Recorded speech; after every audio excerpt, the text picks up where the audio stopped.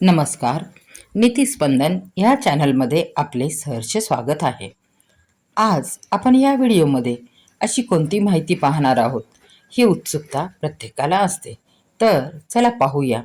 स्वयंपाकघर म्हटलं की महिलांचा अर्ध्याहून जास्ती वेळ तिथेच जातो, कारण ती त्यांची आवडीची जागा असते. पण हाच वेळ जर आपण वाचून आपल्याला सुबक आणि चवदार, स्वादिष्ट अशा विविध प्रकारच्या रेसिपी करता आल्या तर, स्वयंपाक करायचा असेल तर काही खास युक्त्या, माहिती ही आपल्याला हवीच असते. परंतु त्या युक्त्या अवलंबण्याचे नियोजन देखील आपल्याकडे असायला हवे. म्हणूनच आज मी तुमच्यासाठी घेऊन आले आहे रोजच्या स्वयंपाकात उपयोगी पडणाऱ्या अत्यंत सोप्या आणि भन्नाट अशा किचन टिप्स, ज्या तुमचा वेळ तर वाचवतीलच आणि जेवणाची चव देखील वाढवतील.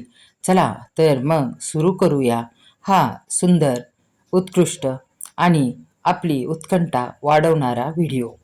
बटाटे उकडताना चिमूटभर हळद त्यामध्ये टाका. त्यामुळे काय होईल तर झटपट बटाटे उकडले जातील. आणि बटाट्याला रंगही सुंदर येईल. लिंबू रस काढताना लिंबू 5 ते 10 मिनिट कोमट पाण्यापेक्षा थोड्याशा गरम पाण्यामध्ये भिजवा. मग पहा रस त्याचा किती अतिप्रमाणात निघेल आणि हा रस तुम्हाला काढताना हे कळूनही येईल की साधा लिंबू आणि पाण्यात भिजू घातलेला लिंबू यातील रस कोणता जास्त निघतो ते. दुधाला विरझण लावताना भांड्याला आतून थोडीशी तुरटी फिरवा. त्यामुळे काय होईल तर दही घट्ट होते व विरझण देखील चांगले लागते. घरी बनवलेल्या ताकात आपण भिजवलेले सब्जा बी टाका. त्यात थोडीशी जिरेपूड, कोथिंबीर, सैंधव मीठ टाका. हे ड्रिंक प्रोबायोटिक्सने भरपूर आहे. यात कॅलरीज खूप कमी असतात. असे हे सुंदर ताक प्रोबायोटिक ड्रिंक प्यायला काय हरकत आहे. भाजी बनवताना मीठ सर्वात शेवटी टाका. यामुळे काय होते तर भाज्यांमधील लोह टिकून राहायला मदत होते आणि भाज्यांना रंगही चांगला येतो आणि भाज्या स्वादिष्टही बनतात. आता दुसरी एक तक्रार असते की भेंडीची भाजी बनवताना काही वेळा ते चिकट होते. असे होण्यामागचे कारण आपण भेंडीची भाजी सतत हलवत राहतो. दुसरी ट्रिक म्हणजे त्यात 2 चमचे दही टाकून पहा. भाजी अजिबात चिकट होणार नाही. प्रयोग करून पाहायला काय हरकत आहे. पुरीचे पीठ मळताना त्यात चिमूटभर साखर टाका. पुऱ्या बराच वेळ टम्म राहतात आणि तेलही कमी शोषून घेतात. छोले रात्री भिजवताना त्यामध्ये मुठभर हरभरा डाळही भिजवा. त्यामुळे काय होते तर छोले तर सुंदर भिजतातच, परंतु छोल्यांच्या भाजीचा रस्सा देखील घट्ट व रसदार होतो. चव आणि रंग दोन्ही चांगले येतात. किचन ओट्यावर जर लिंबू रसाचे डाग पडले असतील तर त्यावर आल्याचा तुकडा घासा. बघा डाग हळूहळू निघून जातील. डाग कमी प्रमाणात असतील तर ते त्वरित नष्टही होतील. कढीपत्त्याची पाने तेलात तळून डब्यात भरून ठेवा.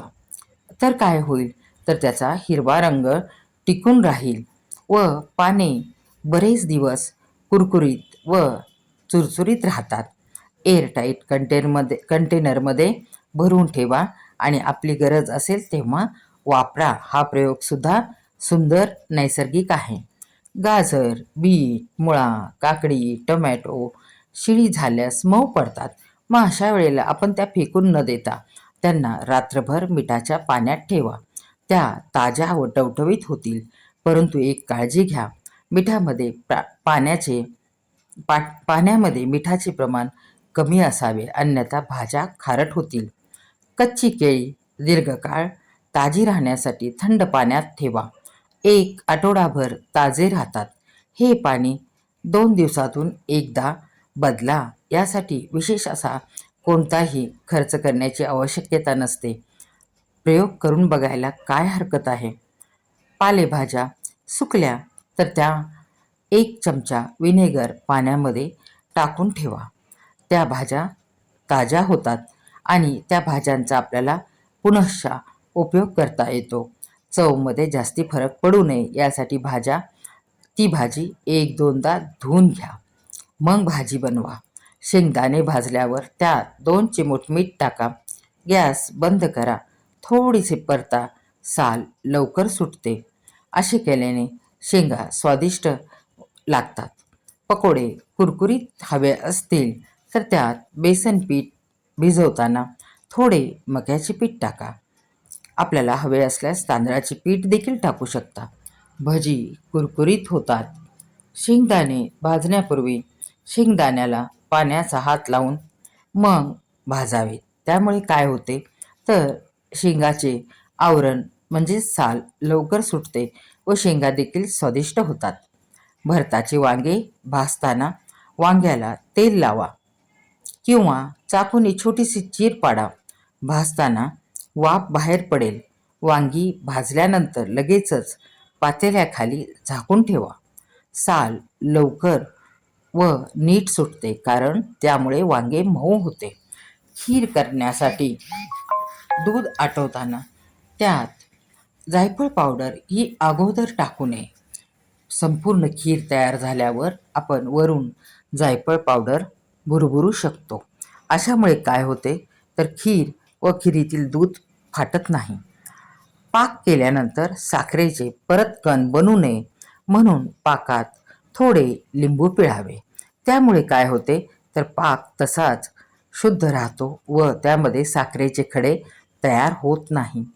शिळा ब्रेड कडक उन्हात वाळवून चुरा करून ठेवा. कटलेट बनवताना त्याचा उपयोग होतो. आपण अजून एक प्रयोग करून पाहू शकता की हा चुरा आपण तव्यावरती भाजून थंड करून एअरटाईट डब्यात ठेवू शकता. भाजताना तेल तूप टाकण्याची आवश्यकता नाही. तर मैत्रिणींनो, या होत्या आपल्या रोजच्या जगण्यातल्या काही सोप्या आणि अत्यंत महत्त्वाच्या किचन टिप्स. यातली कोणती टीप तुम्हाला सर्वात जास्त आवडली व कोणती टीप बोलताना माझ्याकडून थोडासा अडथळा निर्माण झाला हे मला कमेंट करून नक्की सांगा. व्हिडिओ आवडला असेल तर चॅनलला लाईक करा, शेअर करा आणि हो, नीतिस्पंदनला सबस्क्राईब करायला अजिबात विसरू नका. कारण अशाच नवनवीन आणि उपयुक्त माहितींसह पुन्हा भेटूया पुढच्या व्हिडिओमध्ये. तोपर्यंत मैत्रिणींनो, सुखी रहा, समृद्ध रहा, आरोग्यवान रहा आणि पाहत राहा नीतिस्पंदन. धन्यवाद. अन्नपूर्णा तुम्हाला प्रसन्न ठेवो.